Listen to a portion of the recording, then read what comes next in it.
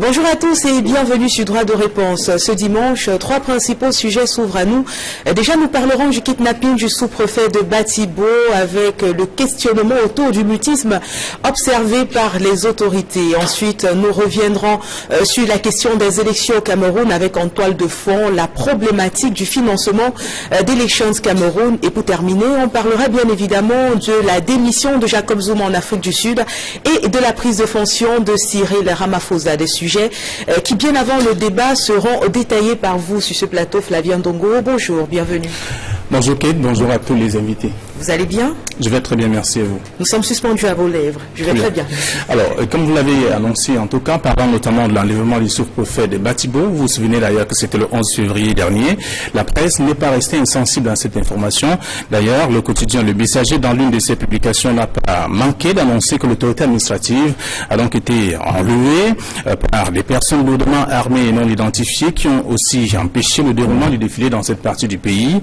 D'ailleurs, voyez-vous, les tabloïds se sont même mêlés les pédales sur les circonstances de l'enlèvement du sous-préfet de Batibo. Info Matin, par exemple, Marcel Namata a été enlevé à son domicile alors qu'il s'apprêtait donc à aller présider le défilé du 11 février, même si le reporter qualifie de trouble les circonstances de l'enlèvement du chef de terre. Le quotidien ajoute qu'une vidéo a d'ailleurs circulé sur les réseaux sociaux présentant un monsieur égorgé comme étant le sous-préfet de Batibo, la nouvelle expression, qui n'a pas voulu donc rester dans les supputations et est plutôt allé rencontrer l'épouse du sous-préfet enlevé le 11 février dernier alors qu'il avait donc reçu un coup de fil du responsable du comité d'organisation qui lui faisait savoir qu'il y avait donc des imperfections dans la mise en place à la place des fêtes. Namata Julienne, que le reporter de la nouvelle expression a rencontré, refait dans le film de l'enlèvement de son époux, qui jusqu'ici reste introuvable selon bien entendu la presse, loin de la même réflexion que les autres tabloïds. Le quotidien Le Jour a plutôt fait le portrait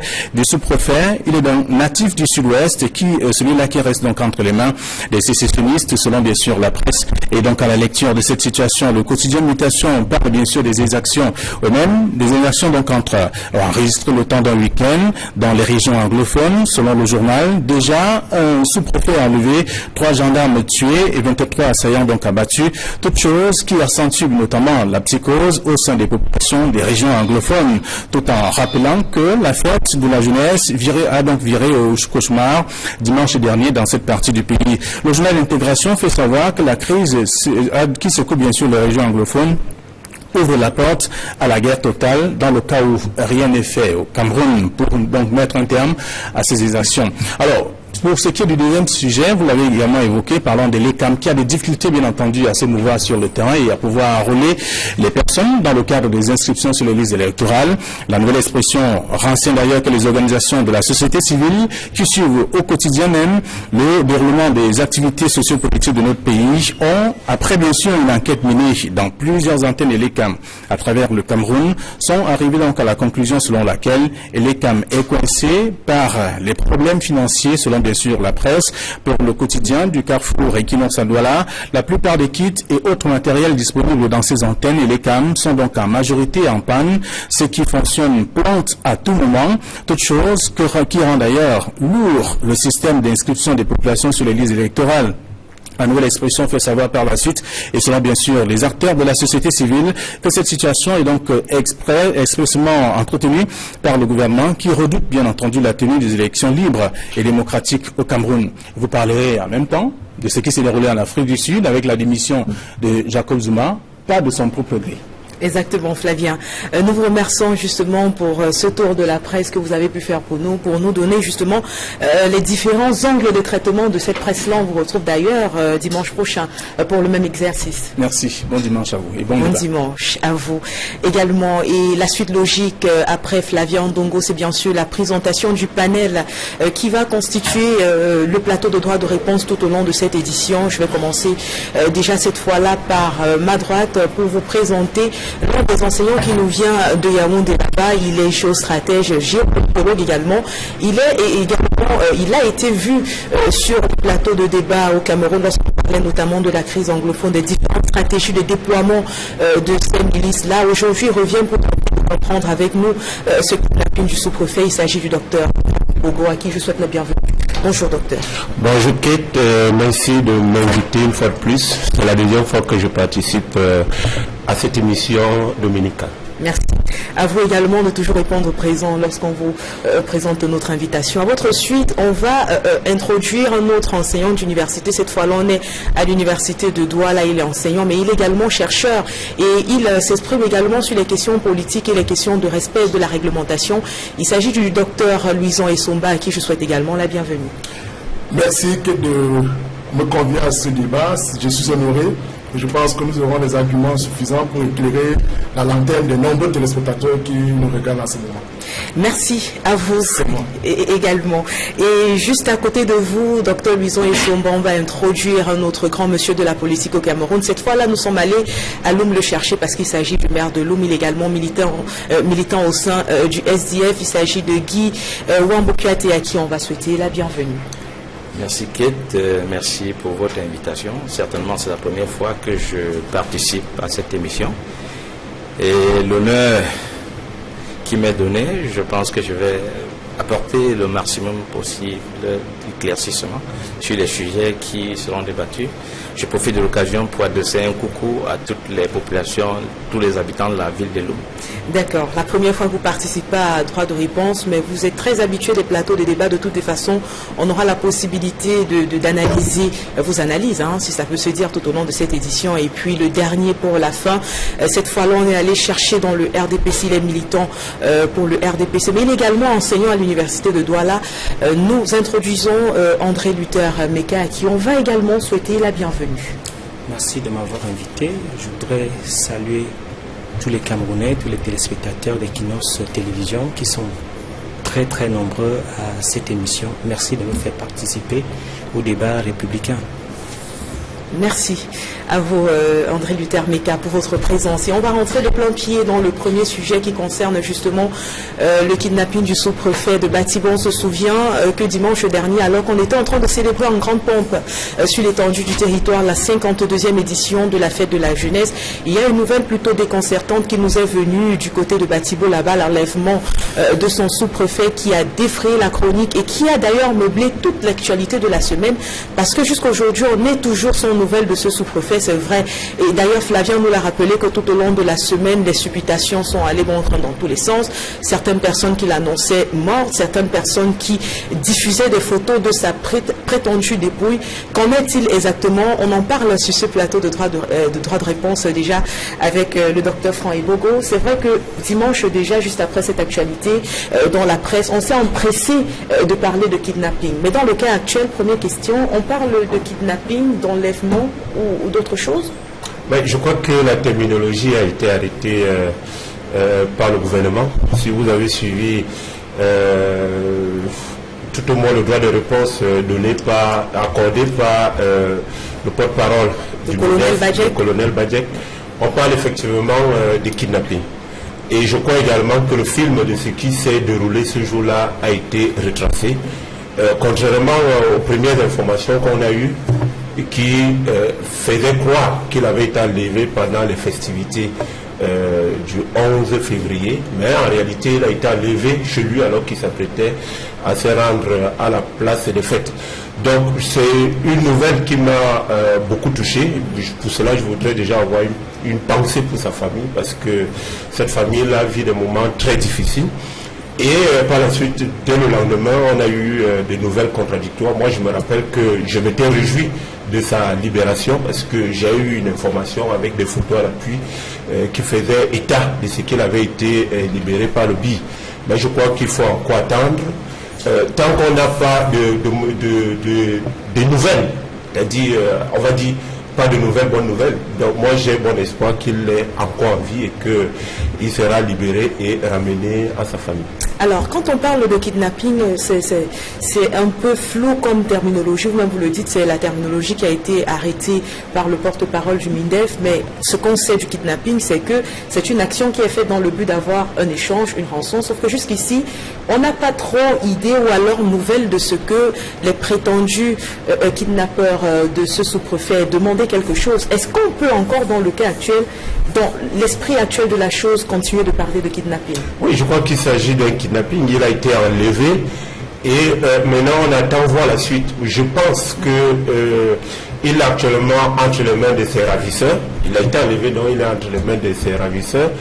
Et évidemment, cet enlèvement entre dans une stratégie que nous aurons le temps de déployer ici. Justement, parlons-en. Comment on comprend cette évolution dans la stratégie des sécessionnistes? Bon, je ne sais pas si on va parler d'une évolution, parce que dès le départ de la crise, on a vu que la crise est passée des milieux urbains, parce que les premières attaques, lorsque après le règlement, si vous voulez, l'apaisement ou les réponses qui ont été apportées par le gouvernement pour régler le côté catégoriel de la crise, au lendemain donc de ces règlements-là, on est entré dans une nouvelle crise, c'est-à-dire avec l'incendie des bâtiments administratifs, il y a eu des intimidations, on intimidait les enfants à aller à l'école. Et maintenant, on a donc un décentrement, n'est-ce pas, de la crise, c'est-à-dire la crise est passée des milieux urbains, des grands centres urbains, Bamenda, Bouya, où il y a même eu d'ailleurs des postes de bombes, n'est-ce pas, des engins explosifs improvisés qui avaient été placés au niveau de certaines rues. Et maintenant, il y a un déplacement de l'épicentre de la crise vers les régions périphériques ou frontalières.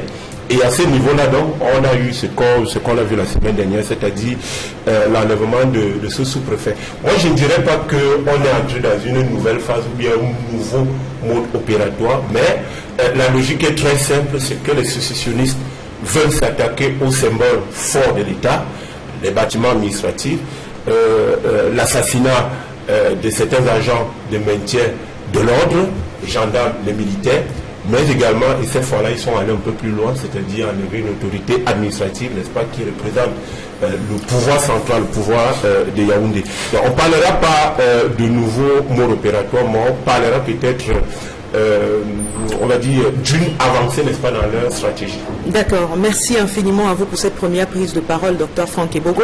Et cette fois-là, je me tourne vers vous, Dr Luison Isomba. Doit-on craindre, puisqu'on est en train de parler d'une certaine... Certes, on ne parle pas d'évolution dans la stratégie, mais aujourd'hui, on sait quand même qu'ils sont en train de s'en prendre, ces gens-là, aux représentants de l'État. On va parler même d'institutions de façon générale. Doit-on craindre pour la sécurité des autres autorités administratives qui sont finalement en fonction dans ces différentes zones? Je dois pouvoir dire à la suite du docteur que la stratégie, au contraire, est en train d'être affinée et perfectionnée. Parce que si au départ, on s'est attaqué à nos forces de défense et de sécurité et qu'aujourd'hui, qu'on vienne prendre un membre du gouvernement, parce que vous savez, là, au niveau des circonscriptions administratives, seul le gouverneur et le préfet représentent l'exécutif et le sous-préfet le gouvernement. Et ça veut donc tout dire que, au regard des mécanismes d'intensification, des mécanismes de sécurité qui ont été prises dans le cadre de cette crise anglophone, on se rend compte qu'un sous-préfet est enlevé.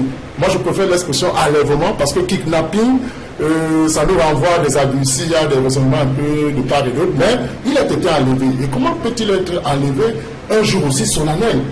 On s'interroge. Donc moi, je pense pour ma part que certainement la sécurité qui est d'ailleurs relevée de ce côté-là a peut-être eu un défaut parce que prendre un sous-préfet un jour solennel du 11 février, cela mérite quand même un sous-préfet qui, rappelons-le, est le représentant du chef de l'État dans sa zone de commandement. Oui, ça veut dire que, en fait, je l'indiquais, pas forcément le chef de l'État, mais le gouvernement, parce que le sous-préfet, alors, on se questionne, pour donc dire qu'en réalité, à quoi sert donc cette répression? C'est-à-dire que si on va de répression à répression, on se rend compte que le phénomène ne fait que se radicaliser au fur et à mesure. Pendant que la répression s'intensifie, c'est comme cela que les acteurs sécessionnistes se multiplient davantage. Donc on ne sait pas, d'où la nécessité de revoir, comme on l'a évoqué dans plusieurs cas, la nécessité d'un dialogue inclusif national qui pourrait donc permettre justement de ramener la paix dans ces zones dites plurielles. Parce que quand vous voyez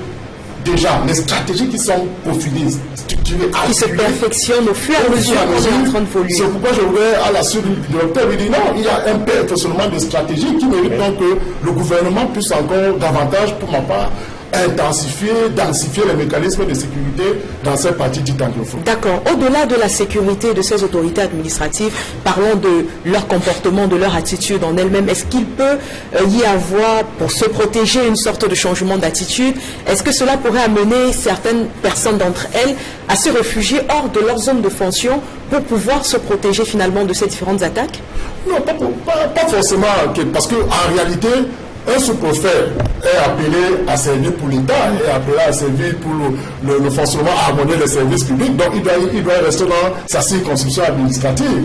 Tout ce qu'il faut mettre en place, comme je l'ai dit, ce sont des mécanismes de sécurité renforcés, parce que, comme on le dit, il ne faut pas vous imaginer, avec toute la solennité requise, on serait certain que le préfet, le sous-préfet, le gouverneur sont des personnalités en cette période-là qui sont, considérablement protégées. Mais quand on 11 février, on prend un sous-préfet, je dis, il y a un problème de fond, il y a un perfectionnement des stratégies. Je crois que le gouvernement doit prendre du recul et réfléchir à fond sur cette question. Très bien. Je vous remercie, vous également. Et cette fois-là, je me tourne vers André Luther Meka. Depuis que cet acte a été posé, vous avez pu constater ni la communauté internationale, ni les organisations non gouvernementales et ni certains partis de l'opposition n'ont pris parti pour condamner justement une telle action. Est-ce que vous convenez finalement avec le ministre de la Communication que ces différentes entités ne s'expriment que pour tirer à boulet rouge sur le régime du président Biya?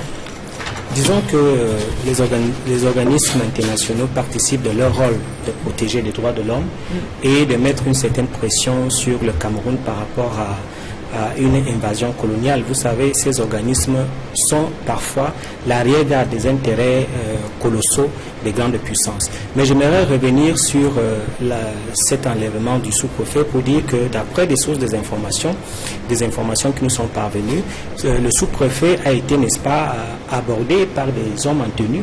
Donc, il y a là une stratégie de confusion, parce que lorsque les hommes en tenue viennent effectivement vous escorter, vous vous sentez en sécurité. Et ce sont ces hommes en tenue qui ont certainement mis le sous-préfet en confiance et qui l'ont escorté et qui l'ont enlevé.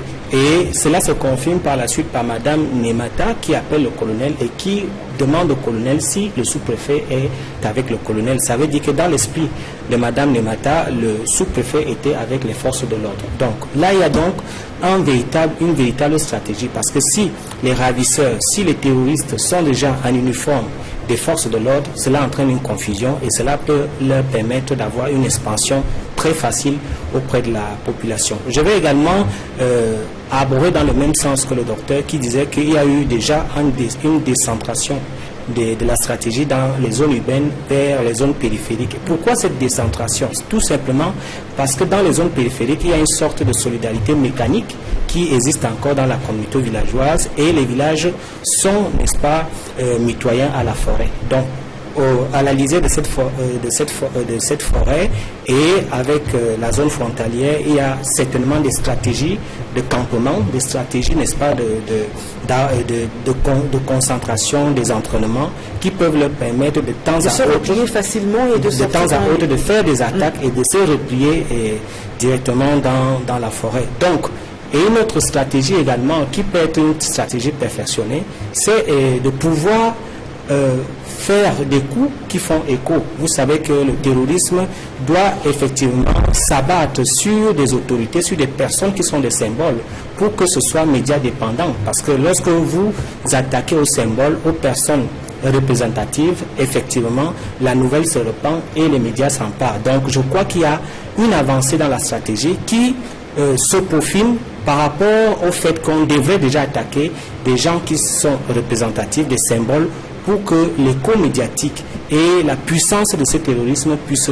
s'imposer. Et puis je vais finir par une interrogation, puisqu'il savait que le sous-préfet Nemata fait partie du département du Dian, qui est un département qui est l'aile due de la sécession. Est-ce que ce n'est pas un règlement de compte ou une rancœur parce que cette autorité qui se retrouve dans cette région devait tout simplement participer au boycott, n'est-ce pas, de ce défilé. Et on a eu, sans vous couper, des précisions de son épouse sur cette question-là, qui faisait état de ce que son mari fait partie des autorités qui ont milité pour que les enfants retournent à l'école.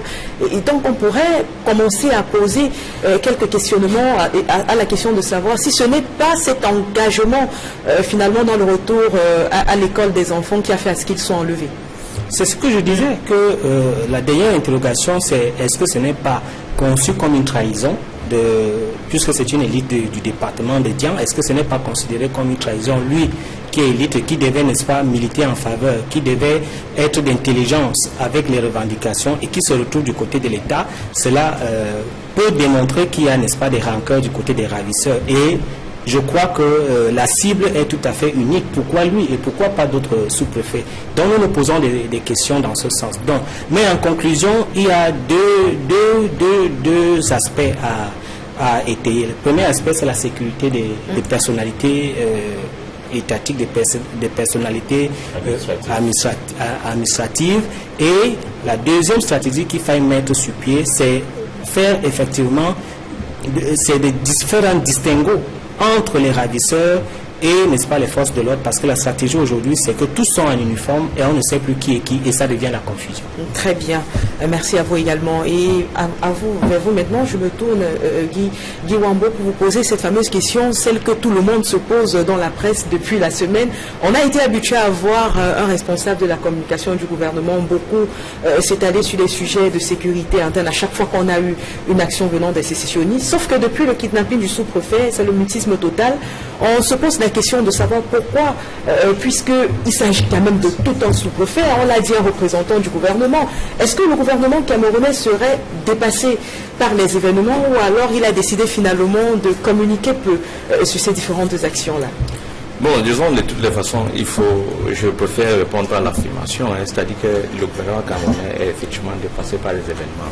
L'ampleur que prend le problème aujourd'hui n'est pas celui qu'il aurait certainement espéré. Et je pense que le ministre de la Communication, je pense que c'est assez sensé que le ministre de la Communication ne se verse pas dans des déclarations comme on l'a toujours constaté. Et je pense que peut-être les stratèges du pouvoir aujourd'hui ont compris peut-être qu'il fallait modifier la façon de communiquer. Et je pense que c'est sur cette lancée qu'ils sont aujourd'hui.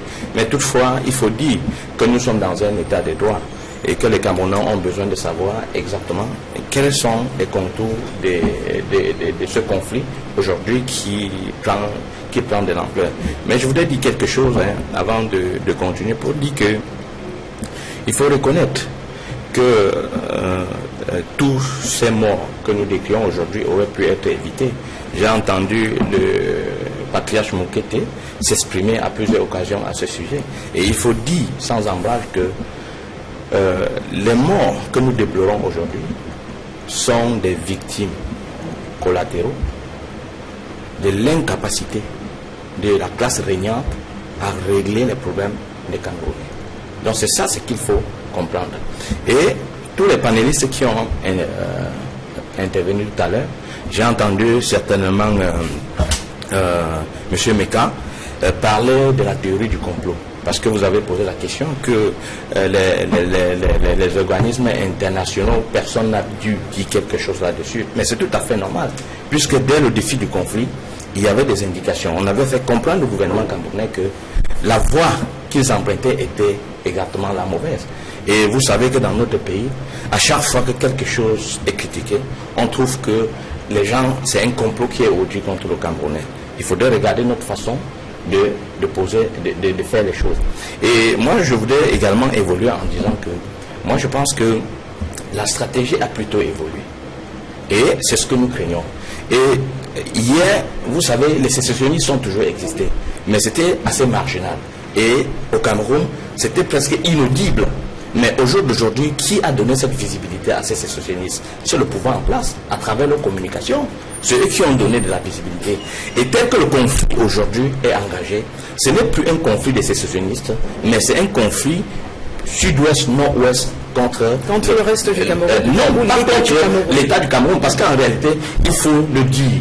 Et sans se voiler la face que nous nous questionnons effectivement sur les intentions réelles du gouvernement.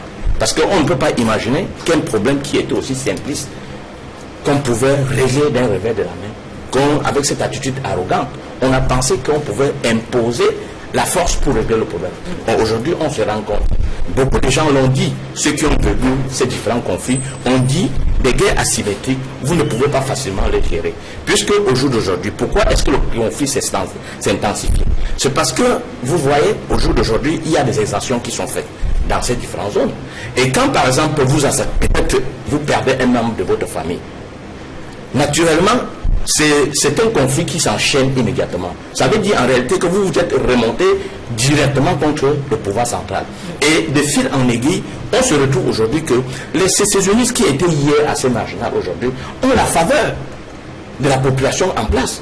À telle enseigne que j'ai lu certains rapports qui essayaient un peu d'évaluer le potentiel que les sécessionnistes pouvaient aujourd'hui avoir en termes d'armée. Et ils disent quoi ces rapports? Mais dit qu'il y avait une possibilité. Et je dis, si ces sécessionnistes avec des moyens financiers aujourd'hui, ils auraient la capacité de lever une armée au moins de 5000 personnes.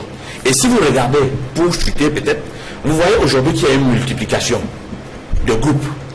Et la stratégie aujourd'hui des sécessionnistes, c'est quoi? C'est exactement de multiplier les zones de conflit.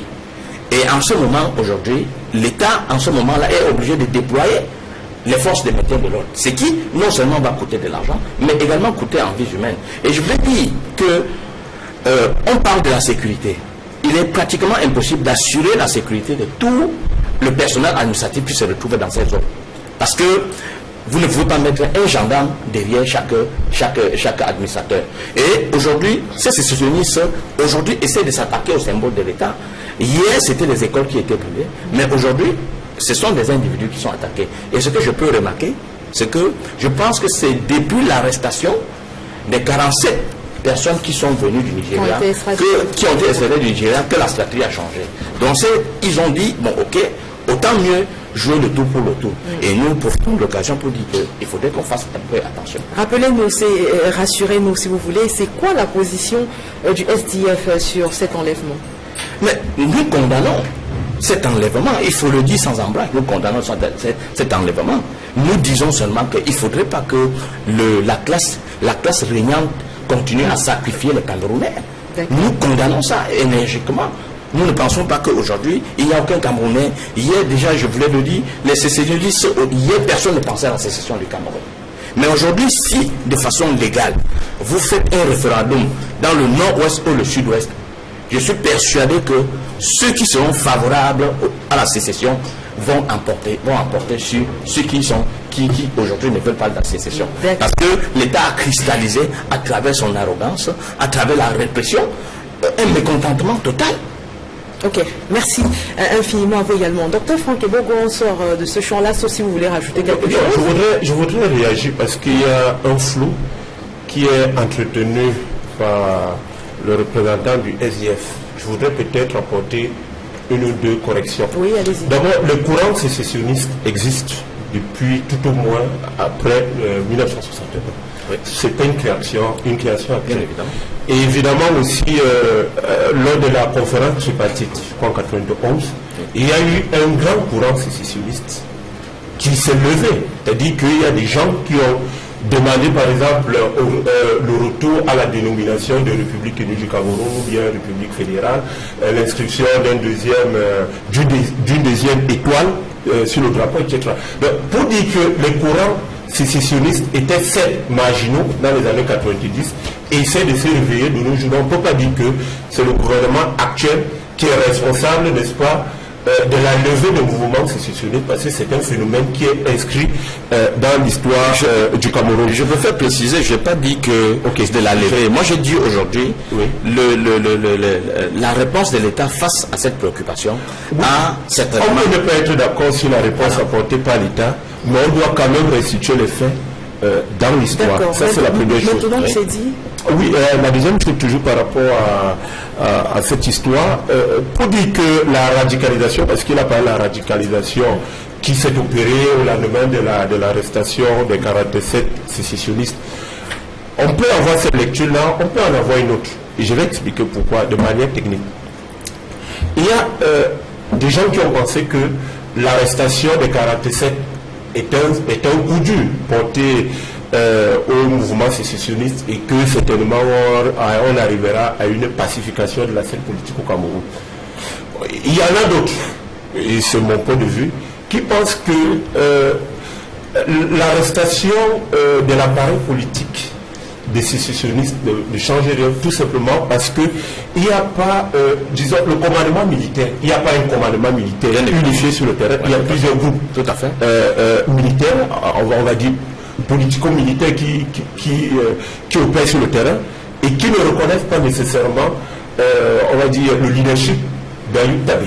Donc c'est difficile de dire que comme on a arrêté celui qui donnait des ordres, parce que si on veut parler de la stratégie classique avec l'ordre vite, on va dire que c'est le politique qui donne des ordres, n'est-ce pas, l'appareil militaire. Mais dans le cas des mouvements sécessionnistes ou bien des mouvements rebelles, il n'y a pas cette soumission structurelle du militaire au politique, et il n'y a même pas habituellement un commandement unifié. Donc moi je préfère dire que au lieu de parler nécessairement de radicalisation, on dirait qu'il y a des mouvements opportunistes qui opèrent sur le terrain, parce que chaque mouvement, d'ailleurs, ils n'ont pas les mêmes revendications, même si de manière globale, ils appellent à la sécession du Cameroun, mais habituellement, c'est des luttes de positionnement au sein, n'est-ce pas, du vaste mouvement sécessionniste.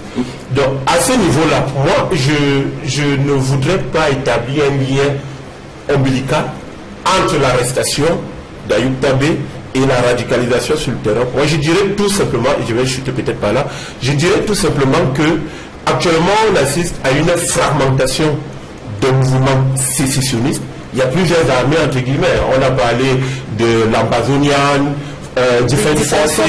Il y a plusieurs dénominations. Il y a plusieurs dénominations avec des états-majors différents qui ne revendiquent pas nécessairement une soumission. Mais docteur Franck, s'il vous plaît, je voudrais dire une chose. Moi, j'étais le 8 à Bamenda. Oui. Et j'allais à une réunion du NEC. Et naturellement, je me suis trompé de chemin. J'essayais un peu de me renseigner pour voir quel est le chemin que je vais emprunter. Mais certainement, j'étais dans une voiture qui avait les fichiers, certainement de la nation. Mais je vous dis, j'ai eu du mal à trouver mon chemin. Donc, c'est dire à quel point il y a une certaine animosité en ce qui concerne tous les symboles de l'État. J'ai eu du mal à trouver mon chemin.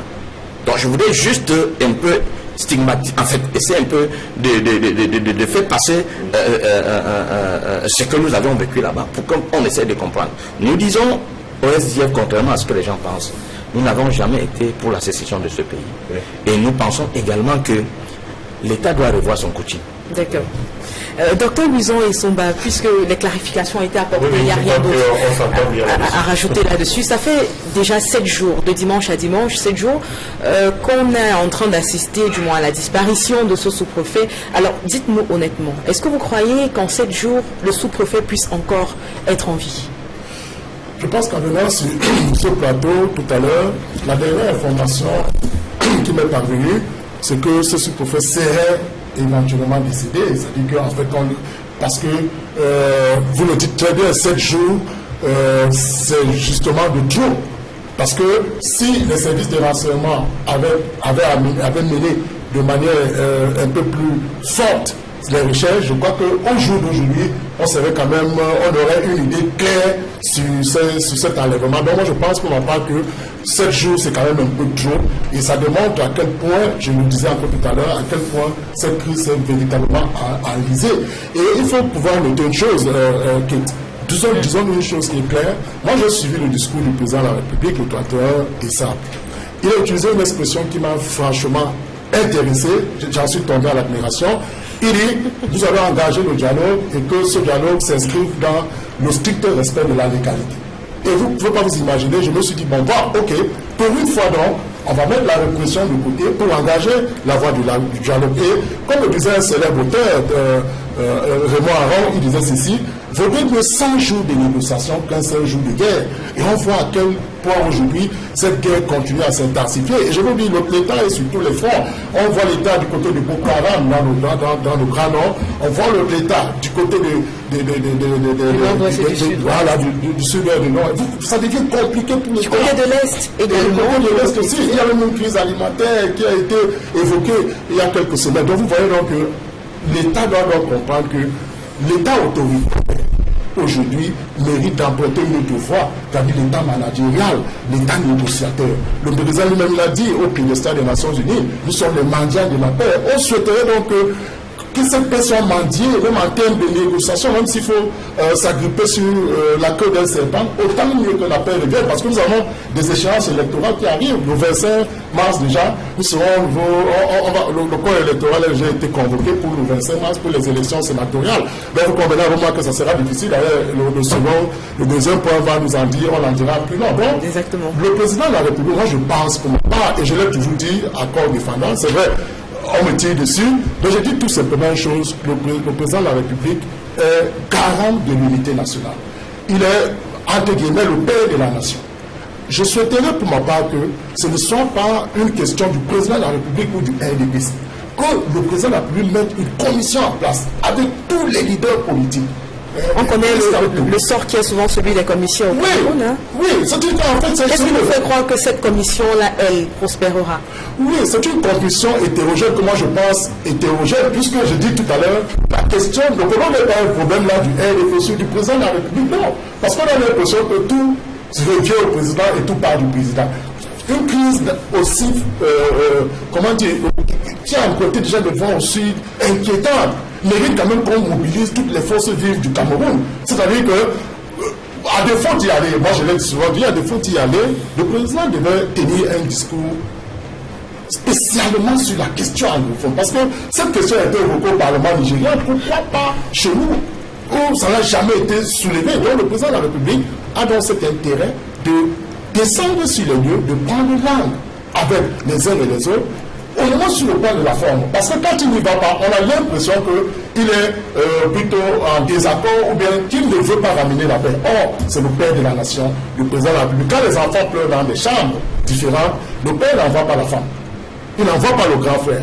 Quand c'est fort et qu'il les a envoyés au départ, lui-même, il peut descendre dans les rênes. Et vous verrez que, je dis, ne serait-ce que sur la forme, le président de la République, sa seule descente, ou son seul discours, pouvoir apaiser les tensions. C'est une position qui est très discutée au sein du RDPC, le parti politique au pouvoir, au sein duquel on estime justement que le président de la République n'a pas à se rabaisser, à descendre en zone anglophone pour discuter avec des sécessionnistes. Et là, je vous prends un témoin, André Luther Meka, parce que ce serait, selon les dires qui nous viennent de votre parti politique, donner toute la légitimité à ce vent de revendication qui est en train de prendre de l'ampleur dans ces deux régions. C'est la paraphrase du président qui m'inquiète. Se rabaisser, il ne s'agit pas de ça. Il s'agit effectivement de travailler et de discuter dans la légalité. Je ne voudrais pas revenir sur tout ce que le gouvernement a fait dans les concertations pour que leurs desiderata soient résolus. Vous savez très bien que les ministres à l'appel descendaient à Bamenda. Vous savez très bien que tout ce qui a été demandé en termes de doléances, notamment sur la traduction du Code OHADA, sur, n'est-ce pas, les affectations des enseignants anglophones dans les zones anglophones et sur un certain nombre de choses, le gouvernement a donné une suite favorable par rapport à ces revendications. Vous savez très bien que le président Paul Biya est légaliste, il le dit, la forme de l'État, le changement de la forme de l'État dans la Constitution n'est pas accepté et un chef d'État ne peut pas aller discuter sur des propos, sur des secteurs qui ne sont pas réglementaires. Et il faudrait même discuter avec qui. C'est ça le véritable problème, puisque chaque fois le Premier ministre est allé à Bamenda discuter, cela n'a pas donné une suite favorable. Donc nous pensons, et ça c'est mon avis personnel, que tous ceux qui voudront discuter pourront discuter, mais dans la paix. Parce qu'il faudrait d'abord qu'il y ait l'arrêt des crépitements des armes pour qu'on puisse discuter. On ne peut pas discuter dans le désordre, on ne peut pas discuter dans la guerre. Je crois que c'est la position du chef de l'État, c'est effectivement de remettre l'ordre sur le plan territorial, parce que c'est lui qui est garant de l'unité du Cameroun. Il faudrait savoir que le président Paul Biya est une institution. Un président ne peut pas se déplacer dans des conditions de menace, dans des conditions de guerre. Et tous ceux qui pensent qu'il s'agit notamment du dialogue sont naïfs, parce qu'il y a des intérêts pétrolifères qui sont dans dans ce conflit. Et nous savons très bien les grandes puissances qui ont été engagées derrière tous ceux qui sont des sécessionnistes, et des comptes qui ont été retrouvés et des sommes d'argent qui ont été retrouvées dans leurs comptes. Et je voudrais vous évoquer aussi que c'est une question politique, parce que certains pensent que le départ du président Paul Biya peut se régler par la lutte armée. C'est pour ça que moi je pense particulièrement que la revendication anglophone a une branche armée, et vous pouvez remarquer que le représentant du SDF entre en accord, en adéquation avec cette politique. C'est pour vous dire que derrière cette revendication sécessionniste, effectivement, se pose le problème du départ du président Paul Biya par la lutte armée. Et le président Paul Biya, qui est un franc politicien, et tout son gouvernement sait très bien que c'est le problème posé, et il faudrait que cela soit résolu par les élections. Je voudrais terminer en disant qu'il y a un certain nombre de revendications qui sont justes. Les revendications de la décentralisation, les revendications culturelles. Et je pense, ma foi, que l'accélération de la décentralisation doit régler le problème. Et le seul souci des Camerounais, c'est le développement, c'est-à-dire qu'il y ait des routes, qu'il y ait des écoles, et qu'il y ait moins de corruption, et que toutes les ressources du Cameroun soient mieux distribuées. Je crois que c'est ça le véritable problème.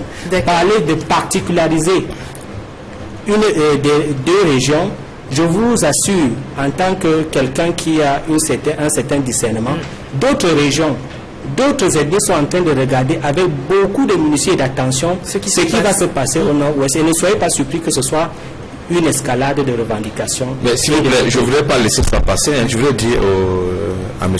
Meka que ce n'est pas parce que les gens ont un autre son de cloche que vous pensez forcément qu'ils sont dans la même logique avec les sécessionnistes. Vous avez développé tout ce que vous avez développé tout à l'heure. Mais pourquoi est-ce qu'à chaque fois qu'il faut que les choses se passent dans notre pays, il faut que ça se passe dans la douleur? Vous dites, le président de la République est une institution. Nous ne refusons pas. Le président de la République doit discuter dans quel cadre? Nous ne refusons pas. Si nous regardons tous les cadres dans lesquels il y a eu des discussions, si nous regardons par exemple 96, il y a eu des discussions, il y a eu de la tripartite. Mais où sont les résultats de cette tripartite? Je vais vous faire rappeler que si aujourd'hui le pays se trouve dans cette situation, c'est parce qu'il a fallu juste que la décentralisation soit appliquée. Vous ne pouvez pas venir ici chercher à défendre l'indéfendable. Et ce qui est choquant en ce qui concerne les gens du RDPC, c'est que vous pensez que non seulement vous avez la science infuse, vous êtes les no-doux, mais vous pensez que vous aimez ce pays, vous n'aimez pas ce pays. Le président Biya va aller discuter avec qui? Vous n'aimez pas, monsieur, le président Biya va aller discuter avec qui? Il y a eu la catastrophe à Ezeka. Il y a eu la catastrophe à Ezeka. C'était l'occasion pour le président de la République d'aller regarder tous ceux qui sont décédés. Il n'est pas descendu. Donc ça veut dire en réalité qu'il n'en a que. Ne venez pas ici faire comme si peut-être le président de la République n'a pas un père de famille. Je ne peux pas laisser passer parce que le président Biya a mis à contribution tout son gouvernement. Jusqu'au sommet de son gouvernement, le premier ministre du gouvernement était constamment à Bamenda. Je ne sais pas, peut-être pour aller à la suite, dernière prise de parole sur cette à la suite de M. le maire. C'est un peu gênant lorsque vous dites qu'il va discuter avec qui. Il a envoyé les membres du gouvernement discuter avec qui. On sait très bien qu'il a envoyé les membres du gouvernement discuter avec les gens. C'est la première chose. La deuxième chose, le président ne se déplace pas comme ça. Mais en 92, lors de la présidentielle de 92, il est venu à Douala. Pendant les victoires qu'il a dit, me voici. À Douala. Oui, il y avait des interlocuteurs fiables qui étaient là. On ne peut pas dire que le président ne peut pas. C'était la coalition de cette attitude arrogante. S'il vous plaît, monsieur, un à la fois. Je pense que c'est un choix. Vous demandez au président d'aller discuter avec les terroristes? Non. Mais identifier les interlocuteurs. Il a envoyé les membres du gouvernement discuter avec les interlocuteurs. Chers collègues, oui. Je vous pose une question. Il a envoyé les membres du gouvernement discuter avec qui au nord-ouest et au sud-ouest? Avec les membres du consortium. Ok. Mais ça, autre chose peut-être pour sortir nous savons ce qui a été opposé. Vous avez brandi les mesures, moi j'appelle ça des mesures d'apaisement. qui répondait aux revendications catégorielles ou bien corporatistes. Je suis d'accord avec le docteur Issomba pour dire que le problème est politique. Le problème n'est même plus corporatiste. Il est politique, il faut apporter des réponses. Solutions politiques. Mais avant de créer un cadre de concertation politique, il faut d'abord résoudre ce problème sécuritaire. Ça veut dire quoi? Ça veut dire qu'on ne peut pas convoquer un dialogue politique tant que les armes crépitent au nord-ouest et au sud-ouest. Il faut d'abord que l'autorité de l'État soit restaurée dans cette localité-là. Vous dites que vous êtes d'avis avec moi. De sorte, non, vous avez dit que le président ne peut pas se déplacer comme ça. J'ai dit qu'il peut pas se déplacer dans le crépitement. Bien que son déplacement peut régler ce problème. Je vous dis ceci. Bien que son déplacement peut régler ce problème. Et je voudrais terminer en disant que nous sommes tous d'accord qu'il y a deux types de réponses. Il y a une réponse qu'on va appeler militaire et sécuritaire qui s'impose actuellement parce qu'il y a des gens qui ont pris des armes et qui défient l'État. Il faut résoudre ce problème. C'est d'abord un premier défi qui est conjoncturel et qui est immédiat. Il est impératif. Mais ce n'est pas parce qu'on aura vaincu les sécessionnistes que la paix va revenir. Il faut donc maintenant créer un dialogue politique. Il faut renégocier le vivre ensemble au Cameroun. C'est ce que moi je dis habituellement et je ne suis pas là. Vous savez que ce sont toutes les régions du Cameroun qui revendiquent. Il y a une crise d'identité au Cameroun. Ouais. J'ai écrit un article qui doit paraître bientôt qui interroge, n'est-ce pas, l'identité camerounaise. En 2018, qui sommes-nous? Nous, Camerounais. La Camerounité dans les années 60 ou 61 n'est plus la même aujourd'hui. Donc il faut redéfinir vraiment le cas du vivre ensemble au Cameroun. Et cela ne passe que par le dialogue. Je voudrais quelques secondes. Je voudrais clarifier ma pensée. Je suis fier de constater que le collègue m'a rejoint. Je dis on ne peut pas créer un dialogue dans le désordre. Il faut d'abord qu'il y ait la paix et il faudrait que ceux qui sont des hommes de loi et les membres du gouvernement, la société civile, établissent un cadre de dialogue dans lequel on peut discuter avec, n'est-ce pas, des points à l'ordre du jour. Ça, c'est méthodologique, mais ne demandez pas, puisque toutes les descentes du gouvernement ont essuyé des échecs. Ça veut dire qu'il y a une autre méthodologie qu'on doit appliquer pour que cela puisse avoir une solution. D'accord. Je crois que c'est entendable comme ça. Oui, docteur Louison Issomba, oui. Moi, j'ai juste voulu ajouter que, regardez la stratégie qui se perfectionne. Vous avez vu, on n'a jamais arrêté un chef traditionnel dans ces coins-là. Donc, le président de la République peut discuter avec les chefs traditionnels qui sont là, peuvent discuter avec les autorités religieuses qui sont dans les zones du et peut-être commencer à réhabiliter le consortium. Voilà, peut-être aussi. Donc, monsieur Meka, il y a une possibilité. Il y a continuer les interlocuteurs. C'est parce qu'il y a un temps de guerre. C'est ça qui doit être fait. Non, c'est pas un petit travail. Il y a un temps de guerre qui ne doit rien faire. Au contraire. Vous savez. La descente, monsieur Lebel, la descente du président de la République dans ces zones dites que je dis bien, peut apaiser les classes. Bien je ne dis pas évidemment. que ça peut complètement empêcher que le mouvement se radicalise, mais ça peut considérablement apaiser cette situation. Et les gens ont toujours cru que le fait pour le président d'y aller, c'est une faiblesse. Non, ce n'est pas une faiblesse, au contraire. C'est le plus fort qui va même vers le plus faible. Et dans cette logique, on pense et je soutiens que tant que le président de la République ne va pas trouver des solutions idéales pour résoudre ce problème par lui-même, je crois que la situation va continuer. Et moi, je voulais dire au docteur Meka que quand vous dites qu'il faudrait... je suis doctorant. Ah ben, doctorant Meka, que vous dites par exemple, bon, c'est peut-être que par anticipation, je vous souhaite certainement de passer avec bravoure ce diplôme.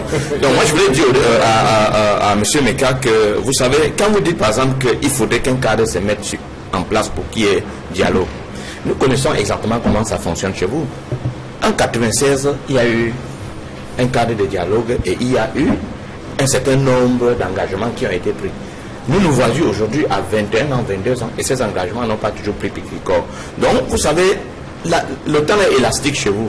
Donc, s'il faut qu'il y ait, peut-être qu'il faut qu'il y ait suffisamment de morts pour qu'à un moment donné, vous preniez peut-être la chose vraiment au sérieux. Et c'est avec ces paroles-là qu'on va rentrer, si vous le permettez, monsieur, dans le second sujet inscrit à l'ordre du jour. Et cette fois-là, on va parler d'élections au Cameroun avec les crises financières par lesquelles passerait Elections Cameroun. On se souvient, au cours de la semaine, on a eu une sortie de l'ONG Un Monde à Venir qui, justement, grâce à une activité qui avait été mise sur pied, cette activité dénommée SIMO, qui signifie suivre, informer et mobiliser les jeunes. Ça, c'est bien sûr dans le cadre des élections.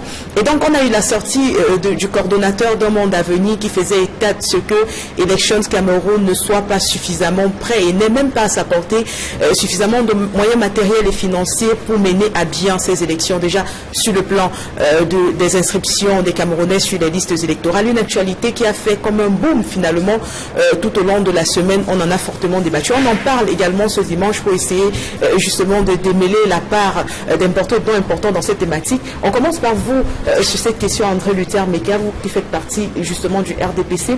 Quelle est la lecture que vous faites de cette sortie de Philippe Nanga qui tire à boulet rouge, non pas seulement sur ELECAM, mais sur l'instance dirigeante du Cameroun?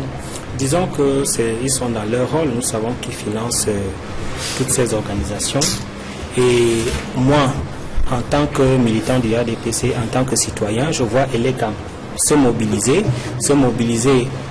auprès des foules, se mobiliser dans la sensibilisation. Je les vois discuter avec les leaders politiques. D'ailleurs, ils étaient à Douala discuter avec les leaders politiques. Je crois qu'il y a une stratégie de vulgarisation et de sensibilisation pour les élections à venir. Et certainement qu'il peut y avoir un certain nombre de soucis sur le plan technique, nous l'avons suivi, et vous savez qu'aujourd'hui, même le réseau n'est plus très performant. Donc, lorsqu'il y a des kits ont des petits problèmes d'enregistrement. De gros problèmes plutôt, s'il faut en croire l'ONG Un Monde à Venir. Si on parle de 4 kits dans un centre d'inscription et qu'il n'y a que 2 qui fonctionnent, on ne peut pas appeler ça petit problème, monsieur Meka. Bon, il y a des centaines, il y a des centaines de points d'inscription. Si dans un point d'inscription, il y a 2 qui font problème, cela ne doit pas alerter tout le pays. Moi, je pense que pour être pragmatique et réaliste, nous devons juger ELECAM au pied du mur pendant les élections, voir si tout le matériel est approprié et s'il y a un déploiement judicieux qui permet à ce que les élections se passent dans la transparence et que toutes les parties prenantes soient satisfaites. D'accord. Alors, on a aujourd'hui, Guy Wambo, que André Luther Meka tente d'aménuiser ce problème qui semble pourtant être un si gros problème que ça. Il faut préciser, pour les personnes qui nous suivent à la maison, qu'Un Monde à Venir a parcouru 300 communes des 360 que compte le Cameroun, et à chacune de leurs descentes, ils se sont rendus compte de ce qu'il y avait toujours défaillance au niveau du matériel. 4 kits par centre d'enregistrement, mais sur les 4, soit 2 fonctionnent, soit un seul, ce qui avait pour effet direct un tout petit peu de ralentir le nombre d'inscriptions sur les listes électorales. Alors la question, je vous la pose, défaillance technique ou volonté politique de nuire? Bon, je voulais déjà dire que M. Meka est dans son rôle. Vous savez que le régime RDP se fait constamment dans le déni.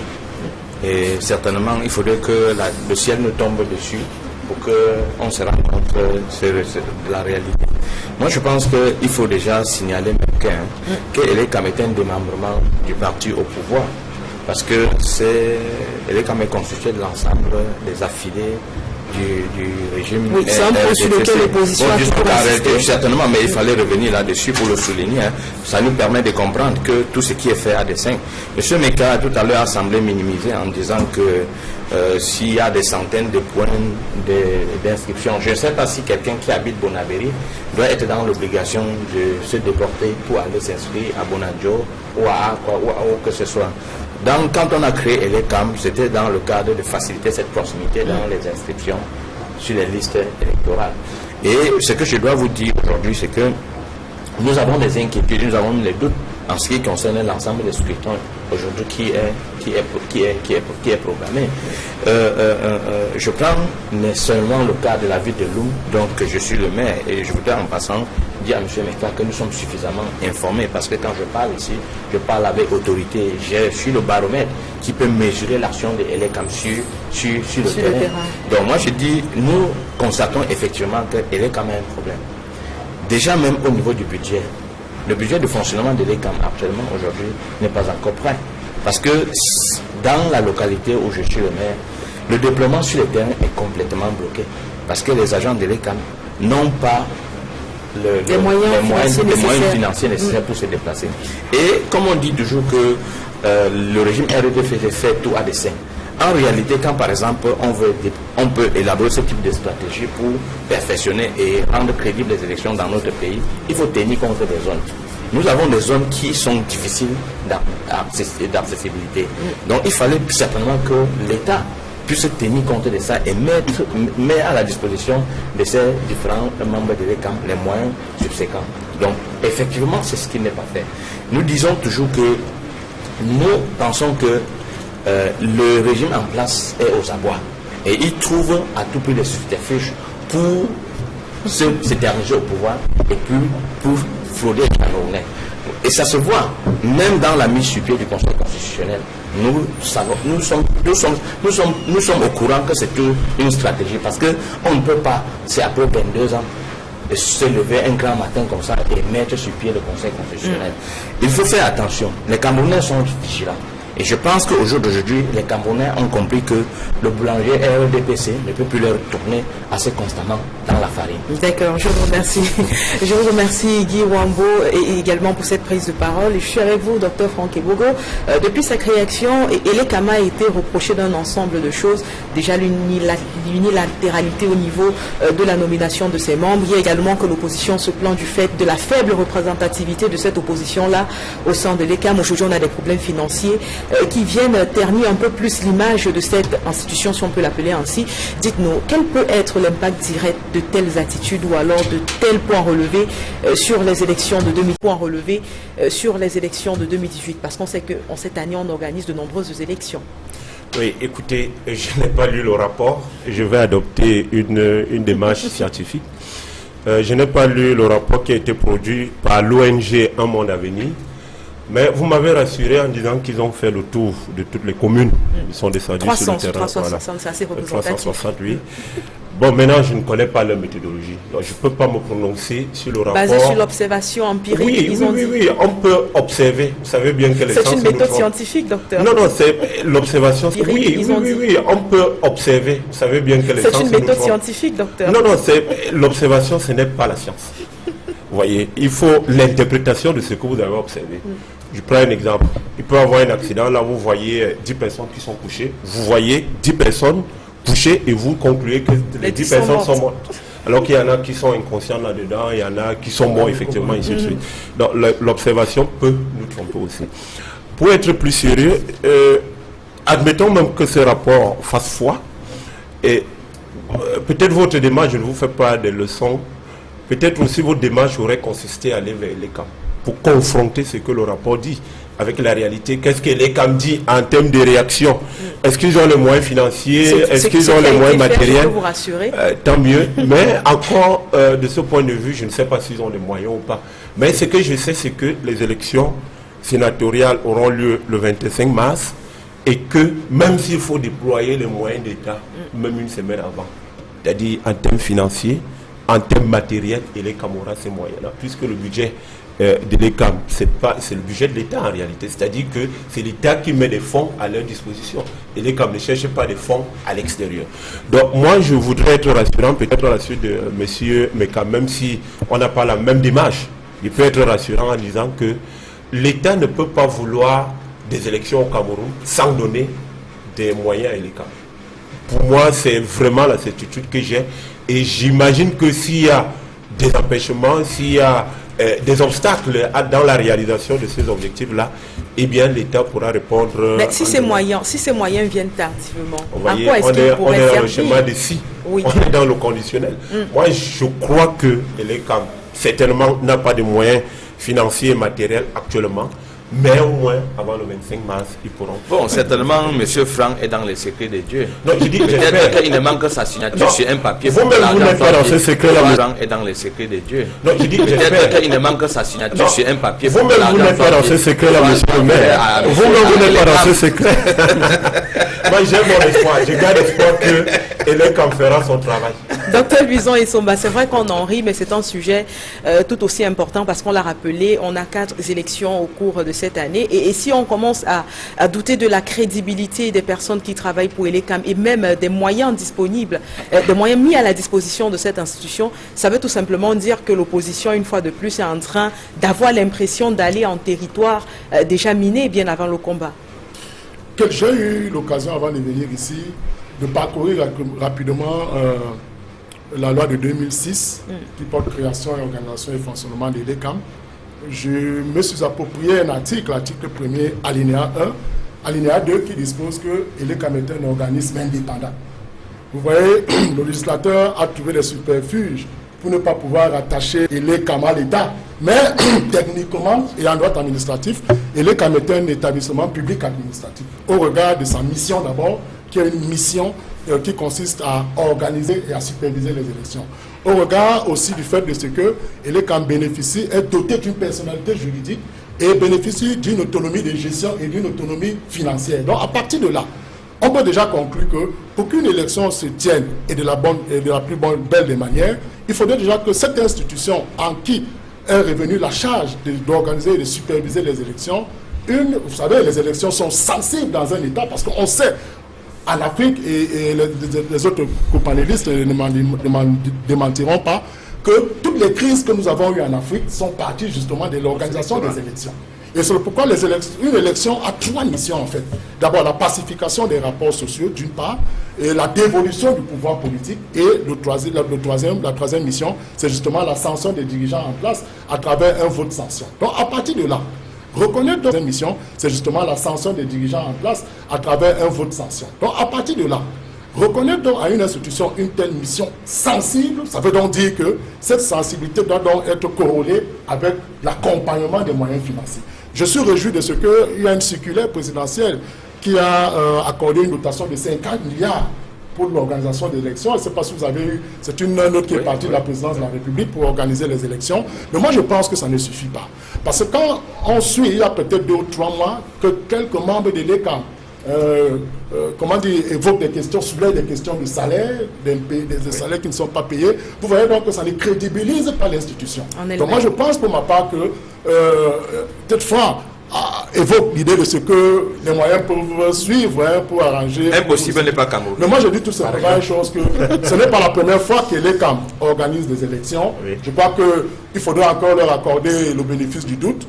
Reconnaissons le maçon au pied du mur, donc l'ELECAM va se plonger. On va déjà voir avec la sénatoriale qui commence le 25 mars. À partir de là, on va juger. Mais moi je dis, moi, je ne regarde même pas l'affaire de l'ELECAM sous l'angle financier, mais je dis c'est sous l'angle du contexte actuel.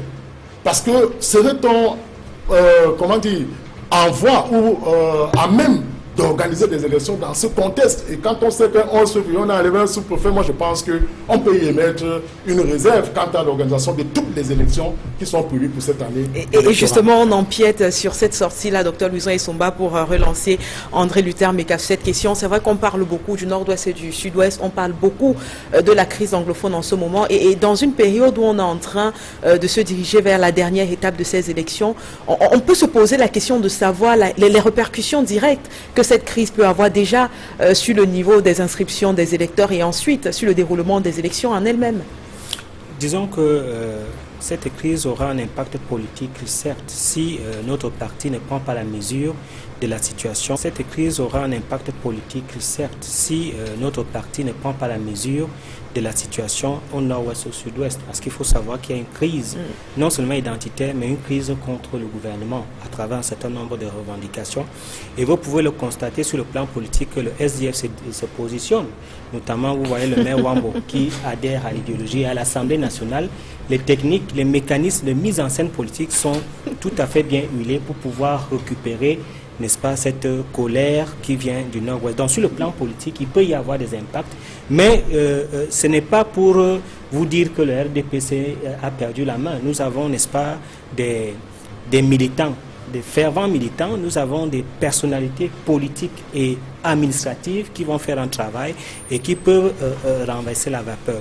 Sur le plan du déploiement de l'ELECAM dans le nord-ouest et dans le sud-ouest, je crois que cela, c'est une question technique qui devrait, n'est-ce pas, être dévolue aux missions de ceux qui ont la mission sécuritaire, parce que effectivement le président Poul-Biya a promis devant les Camerounais que les élections vont se passer dans la paix et dans la sécurité. Certainement qu'il y aura un redéploiement sécuritaire pour que les élections se passent dans de très bonnes conditions. Mais le vœu que nous émettons est un vœu de transparence, de professionnalisme de l'ECAM, parce que ces élections vont se passer dans une période assez sensible et il faudrait que l'ECAM prenne la mesure de la tâche pour pouvoir satisfaire les Camerounais dans l'impartialité. Mais j'aimerais toujours dire, et là je vais tenser un peu le maire Wambo pour dire qu'ils sont toujours dans cette stratégie de pouvoir décrédibiliser l'ECAM. Pourtant je constate malheureusement qu'il y a des élus des partis d'opposition, notamment le maire Wambo qui a été élu à Loum, nous avons le maire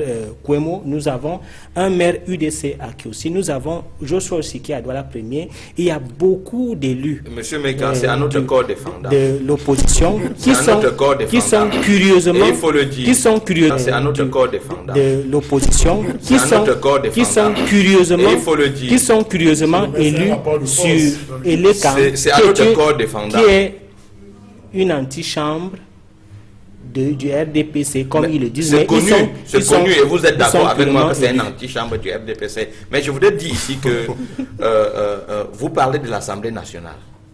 Actuellement, nous avons les sénatoriales qui arrivent.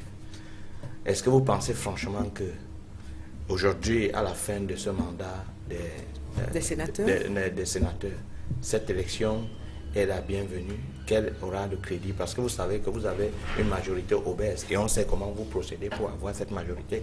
Je voudrais dire ici que il n'y a aucun, le RDPC a demandé. Le RDPC a demandé. Vous oubliez que le RDPC a demandé. Ce sont les stratagèmes que vous avez aujourd'hui pour essayer un peu de nous confondre au RDPC, mais vous ne pouvez pas réussir à ce niveau. Mais je voudrais vous dire également que il n'y a aucun militant au RDPC. Tous les militants du RDPC, c'est pour des besoins alimentaires que ces gens se retrouvent dans le RDPC. Vous avez fait une étude. Et ça, je vous le dis. Moi, je vais vous prendre un exemple. Vous avez fait une étude. Moi, je dis, je vais vous prendre un exemple. Je dis, j'ai eu affaire avec des responsables qui viennent me voir peut-être pour solliciter en tant que maire un service ou bien une faveur. Et ils disent que mon gars ne voit pas comment on est avec ces gens-là. C'est parce qu'on ne peut pas faire autrement. Donc vous voyez jusqu'à quel niveau vous avez terrorisé les Camerounais. Monsieur le maire, vous avez terrorisé les Camerounais. Monsieur le maire, vous êtes naïf. Les gens se trouvent dans le... Bon, peut-être nous sommes naïfs, nous les Camerounais, nous sommes naïfs. Non, vous, mais monsieur le maire, nous vous disons que cette naïveté aujourd'hui va prendre fin. Je crois que celui-là, il avait besoin de quelques pieds de ses Je voudrais dire deux choses très rapidement. Je crois que par rapport à tout ce qui se passe au niveau des zones frontalières du Cameroun, on risque d'avoir... évidemment, il y a eu, par rapport à tout ce qui se passe au niveau des zones frontalières du Cameroun, on risque d'avoir, évidemment, il y a eu des déplacements des populations dans ces localités-là, on risque d'avoir des taux de participation très bas dans ces localités-là. Mais mon vœu est que ces élections-là aient lieu au moins pour deux choses. Ces élections-là, de mon point de vue, sont une chance et viennent à point nommé parce que, de mon point de vue, je pense qu'il y a quand même une vague de mécontentement que l'opposition peut exploiter pour se positionner dans le champ politique. Parce que si vous dites à l'opposition que nous sommes dans un environnement insécurisé et qu'on ne peut pas tenir des élections, je ne suis pas sûr que après 2018, l'opposition sera vraiment dans un contexte autant favorable. Moi, je pense que c'est une chance que 2018 soit une année électorale et que si l'opposition se prépare bien, arrive à faire des coalitions, je crois que l'opposition peut mieux se positionner dans le champ politique. Docteur, je vais vous dire que l'opposition a toujours gagné les élections. Hein. Vous savez par quelle alchimie et par quel moyen le parti au pouvoir gagne les élections. Donc, très bien, monsieur. Moi, je voudrais juste un mot. Non, bien avant, je voudrais que monsieur le docteur Ebogo retire son mot. Je ne suis pas un militant alimentaire. Pas moi. Vous avez dit comme lui. Non. Donc, je voudrais que vous retirez cela pour vous préciser juste. Je suis dans le RDPC depuis mes premières classes universitaires. C'était de l'ironisme, M. Meka. C'était purement ironique. Juste un mot rapidement pour dire que dans la configuration actuelle des conseils municipaux, ce qui est évident, c'est que on aura plein de sénateurs du RDPC. Il n'y a rien à dire. Mais le vrai combat, c'est sur les législatives. C'est-à-dire que sur les élections législatives pour les députés. C'est en cela. Non, pour le moment, parce que quand on va même les députés, c'est en cela. Non, pour le moment, parce que quand on va même le rôle de l'institution sénatoriale, on a toujours vu que même quand on les met au même pied d'égalité que l'Assemblée nationale, c'est toujours l'Assemblée nationale qui domine, même en matière législative. Et cela pourrait changer, hein? Oui, même quand ils se retrouvent en congrès, vous savez que c'est toujours le bureau de l'Assemblée nationale qui préside. Donc, il y a une forte prédominance de l'institution de l'Assemblée nationale sur le Sénat. Donc, pour le moment, moi, je pense que les partis politiques vont certainement jouer les cartes au niveau des élections législatives. D'accord. Je vous propose, messieurs, de sortir de cette autre thématique et de se rendre cette fois en Afrique du Sud, où une actualité forte a meublé également la semaine et continue d'ailleurs de le faire. On se souvient l'affaire Robert Mugabe qui a fait grand bruit à l'international. Et donc, après Mugabe, la scène, ou alors, on peut dire que le film se reproduit. Et cette fois-là, on est dans un autre pays, et donc l'Afrique du Sud, où Jacob Zuma a justement été poussé à la démission par son propre parti, le parti qu'il a investi, et on va le dire, un parti qui était un tout petit peu fatigué de les frasques de ce président. Il est poussé à la démission et c'est Cyril Ramaphosa qui devient le nouvel homme fort du pays. Alors, je peux vous voir sourire d'ici, docteur Luison Essomba. Je vous pose donc la première question. Que vous inspire cette démission de Jacob Zuma? Je vais utiliser un trait d'ironie pour dire que pendant que nous fêtions la Saint-Valentin, Jacob Zuma fêtait son désamour avec le pouvoir public, le pouvoir politique. Je dois pouvoir dire que il a choisi la bonne option politique de démissionner. Parce qu'en réalité, au regard des frasques, vous l'avez évoqué tout à l'heure, sur le plan économique, on ne va pas revenir sur les détails. Vous savez déjà que son conseiller financier, Chabi, a écopé de 15 ans d'emprisonnement ferme. Vous convenez avec moi que ça devenait difficile pour lui. Et aussi, il part sous la pression forte de son propre parti. Et vous savez déjà qu'à partir de l'élection de Cyril Ramaphosa, de son propre parti, et vous savez déjà qu'à partir de l'élection de Cyril Ramaphosa, il était tout à fait évident que Jacob Zuma comprenne qu'il portera pour la légitimité. Et vous convenez avec moi que si déjà au niveau de votre parti, vous savez, la politique en Afrique du Sud repose sur un multipartisme à parti dominant. C'est-à-dire que le président est élu par le parti qui est leader au Parlement. Et à partir de là, donc... Comme en Chine. Voilà, comme en Chine. Donc, Jacob Zuma ne pouvait plus échapper. Et vous convenez avec moi, c'est la suite qui sera difficile, puisque il est épinglé pour des affaires justement des affaires donc financières. on estime qu'il a bien négocié son départ, hein, et qu'on pourrait ne pas le poursuivre. Non, sa sortie, c'est pourquoi je dis qu'il a choisi une bonne option politique de sortie de cette manière, parce que il pourra, même s'il est inculpé par la justice, il pourra bénéficier d'un droit de grâce qui lui sera accordé par Cyril Ramaphosa, ce qui est une évidence. Donc, moi je pense pour ma part que Jacob Zuma nous démontre quelque chose qui voudrait que quand on est un chef d'État, il faut servir pour le peuple, il faut se mettre au service du peuple. Vous savez qu'il n'a pas que des frasques financières, il a aussi, on l'a stigmatisé pour sa dynamique libidinale. Vous avez dit que je m'explique pour la décence de... On a bien compris des affaires de mœurs également, on ne va pas rentrer dans les détails, vous l'avez dit vous-même dans votre propos introductif. Et vous, docteur Franck Ebogo, c'est vrai qu'aujourd'hui, on est un tout petit peu en train de comparer ce qui s'est passé en Afrique du Sud avec ce qui s'est passé il y a quelques mois au Kenya, et des observateurs sont d'accord pour vous dire qu'il y a une telle maturité politique dans ces deux pays, maturité politique qui, à chaque fois qu'on s'est rendu compte qu'un président s'écartait de la norme ou alors suscitait une certaine forme de rejet, on a très vite pris des mesures pour contenir la population, pour protéger le pouvoir et pour mettre ce président de côté. Oui, je voudrais tout d'abord présenter mes excuses à mon collègue. C'était pas ironie, je voulais juste reprendre. Je connais votre engagement. Excuse à mon collègue. C'était pas ironie, je voulais juste reprendre. Je connais votre engagement. Non, non, pas du tout. Je connais votre engagement en politique et je le respecte. et en plus vous êtes un collègue. Donc c'était juste l'ironie. J'ai repris le propos de quelqu'un par ironie. Bon, pour revenir donc à votre question, je pense que l'Afrique du Sud nous parle. Parce qu'avant la démission de Zuma, on a eu, il y a 9 ans, je crois 10 ans même déjà, la démission de Thabo Mbeki, qui était parti aussi à la demande de son parti. Et à l'époque, on se souvient qu'il avait été reproché à Thabo Mbeki de faire des pressions sur le système judiciaire, notamment sur un procureur. Et finalement, son parti, sous la pression du vice-président de l'époque, Jacob Zuma, a donc demandé la démission du président Mbeki. Et finalement, on voit donc que 9 ans après, c'est le même sort que subit, le même scénario qui s'opère. Mais je crois qu'il faudrait avoir peut-être une lecture qui remonte il y a 3 mois, je crois au mois de décembre, lorsqu'il y a eu les élections à la tête de l'ANC et qu'on a vu clairement Mme Zuma, qui a été battue à plate couture par le nouveau président Ramaphosa. On a bien vu que, en réalité, c'était une descente aux enfers qui s'annonçait pour le président Zuma. Évidemment, c'est un exemple, c'est un exemple qui parle à l'Afrique, qui parle également à un pays comme le nôtre, c'est-à-dire que qu'on puisse avoir ce renouvellement de l'élite politique au moins au bout de 10 ans. Pas seulement. Est-ce qu'un chemin pareil pourrait s'appliquer au Cameroun? Pourquoi pas?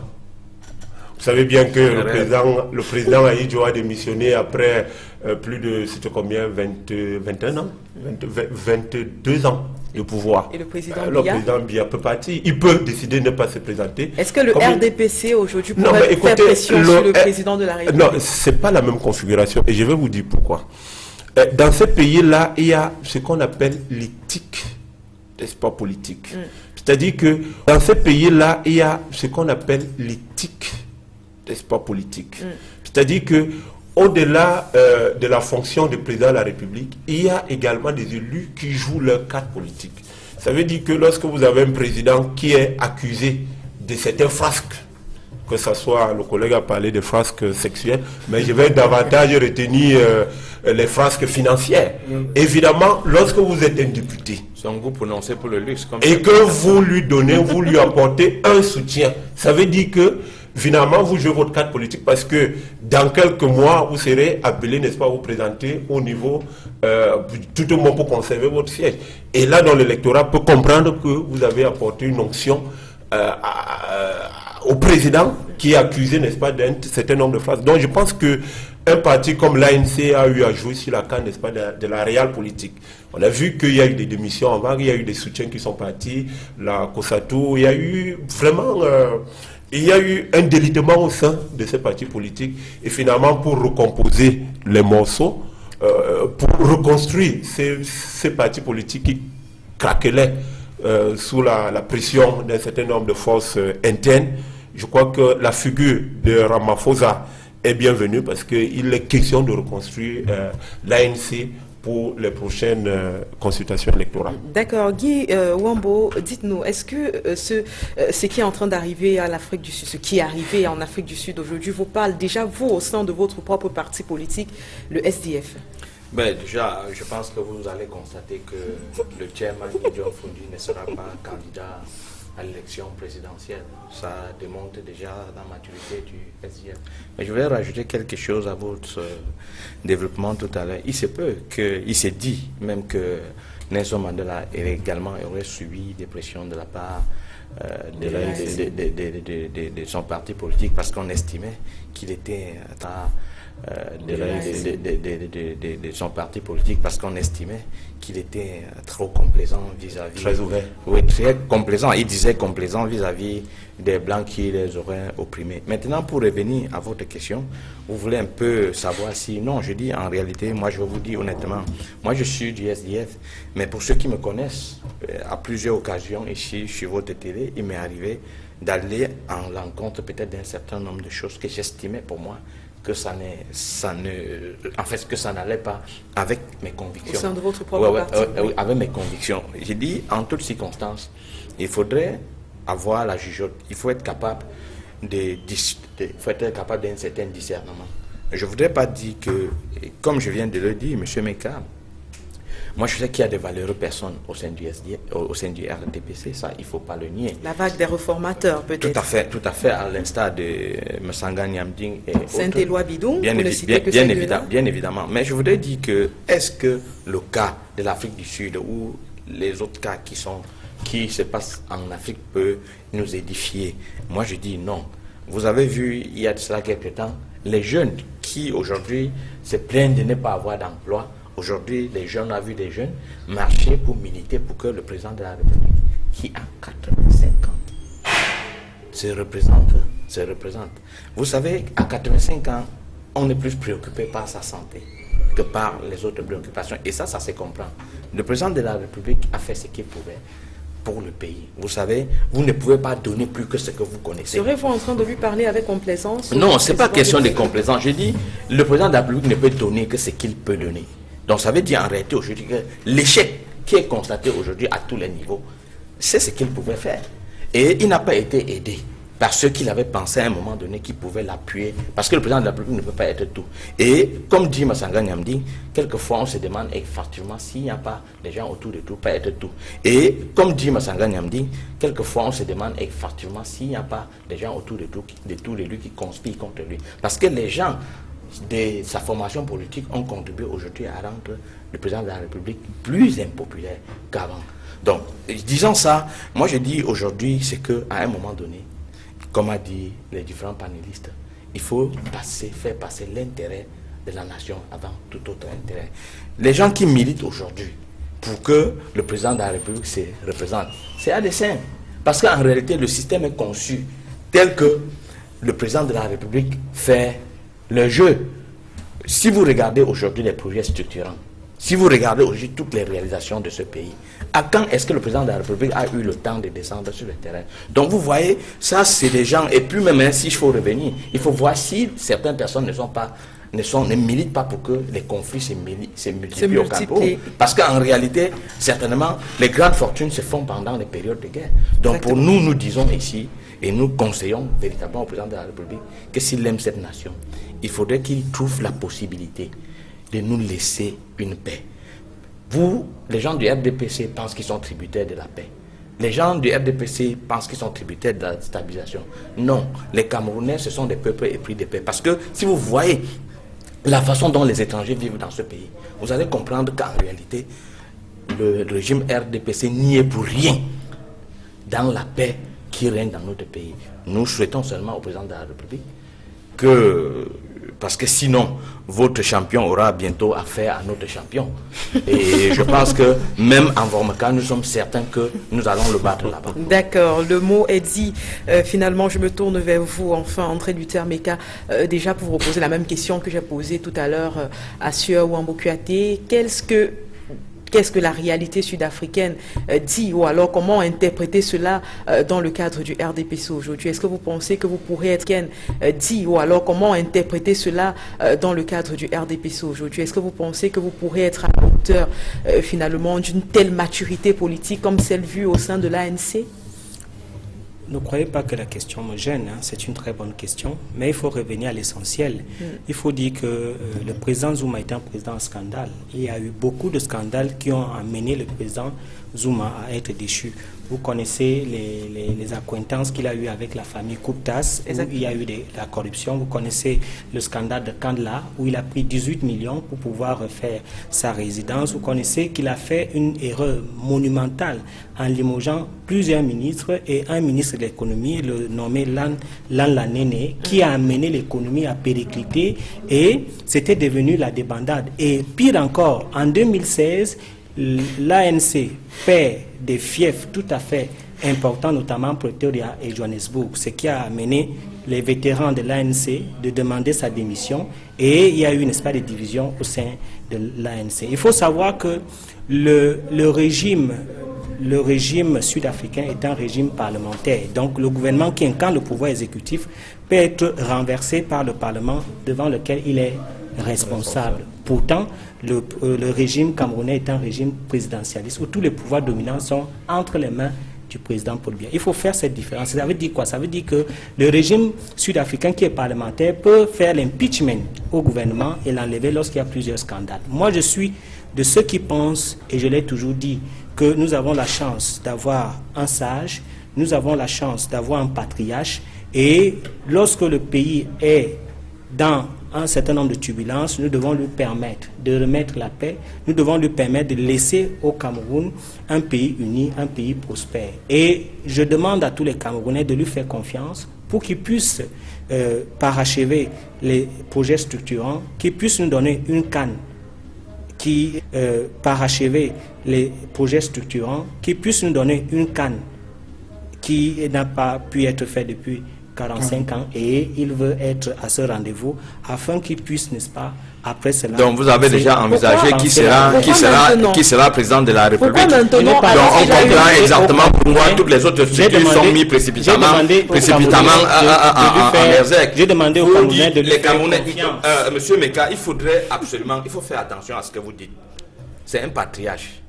Vous pensez franchement qu'à 85 ans, on peut encore avoir toutes les compétences nécessaires pour gérer un pays comme le Cameroun? Moi, je dis, c'est impossible. Vous faites constamment dans la démagogie. Et vous pensez peut-être que... Ce n'est pas impossible. Vous pensez peut-être que si... Vous pensez que l'intelligence... Nous avons vu quelle intelligence. Vous avez les projets structurants sont où? Vous, quelle intelligence? Avec les projets structurants? Très bien. Je vous remercie, Monsieur Wambo. Mais dites-moi, au cas où vous vous rendez compte justement que votre champion, comme on l'appelle, fait preuve de certaines défaillances, est-ce que vous serez capable, vous, au sein du RDPT, de le mettre de côté et désigner quelqu'un d'autre comme candidat de votre parti aux élections présidentielles? Les mots sont des totems qui murmurent aux oreilles des initiés. Je vous ai parlé d'un président à scandale tout à l'heure, qui est très différent. Monsieur Meka, s'il vous plaît, ne contournez pas la question. Est-ce que vous serez capable de le faire? Je suis en train de vous présenter un président à scandale tout à l'heure, et un président qui a perdu les fiefs les plus importants. Est-ce qu'ici au Cameroun, on n'a pas de président à scandale? Quand un président se déplace et pas ensuite, c'est pour vous dire, et se retrouve en train de... Laissez-le terminer. C'est pour vous dire que c'est un président champion, c'est un président structuré qui a toujours gardé le cap et qui a toujours eu des victoires. Nous pouvons lui faire confiance. Mais s'il advient que lui-même, il trouve qu'il n'est plus dans la capacité de diriger, il nous dira la voie à suivre. Vous ne répondez pas à la question. Est-ce que vous serez capable, vous, de constater une certaine défaillance et décider de donner quelqu'un d'autre candidat plutôt que votre champion? Ce que je suis en train de vous dire, c'est qu'il n'y a pas de défaillance. De donner quelqu'un d'autre candidat plutôt que votre champion. Ce que je suis en train de vous dire, c'est qu'il n'y a pas de défaillance. Et c'est pour ça que nous sommes tous unis tout début. On a très bien compris ce qu'il y avait à comprendre. Oui, docteur Luison Issomba. Moi, je pense, pour ma part, et ça, je veux le dire clairement, si j'avais été à la place du président de la République, c'est-à-dire à 85 ans, je vais tenir un discours franc à la nation, en leur disant, donnez-moi un an, j'organise la CAN, je finis avec les projets structurants et je me retire tranquillement de la scène politique. Une sorte de transition. Je crois qu'il sortirait de la manière la plus digne et il va nous assurer une élégance républicaine. Parce que le président lui-même, il a dit, retenez de moi celui qui vous a apporté la démocratie. Et je pense que cette démocratie ne peut se jouer que s'il y a en toile de fond une alternance réussie afin de nous protéger, parce que le climat, moi je le dis, le climat au Cameroun aujourd'hui, il faut faire très attention. Ça peut être un climat qui peut se retourner à tout moment et on va vivre les cas de la Somalie et bien d'autres. Moi je pense que c'est le petit conseil, peut-être la voix est crédible, même si elle n'est pas audible. Très bien, ben, merci. C'est terminé, Guy Wambo. On a terminé. Bon, je vous accorde quelques secondes. Je voudrais dire à docteur Issomba qu'il ne faudrait pas se leurrer. Ne soyez pas surpris que même si Dieu venait à appeler le président de la République au-delà, aux prochaines élections, vous pouvez retrouver sa liste son nom sur la liste des candidats. Parce que nous avons vu à l'ENA que les morts ont été des majors. D'accord, merci. Je vous remercie. Merci à vous également à la maison d'être resté avec nous durant ces 90 minutes d'analyse et de critique. On va se retrouver dimanche prochain, s'il plaît à Dieu. Merci également aux différents membres de ce panel. Merci d'avoir répondu présent à ces invitations. On va vous laisser en compagnie des programmes d'Equinox Télévision qui se suivent.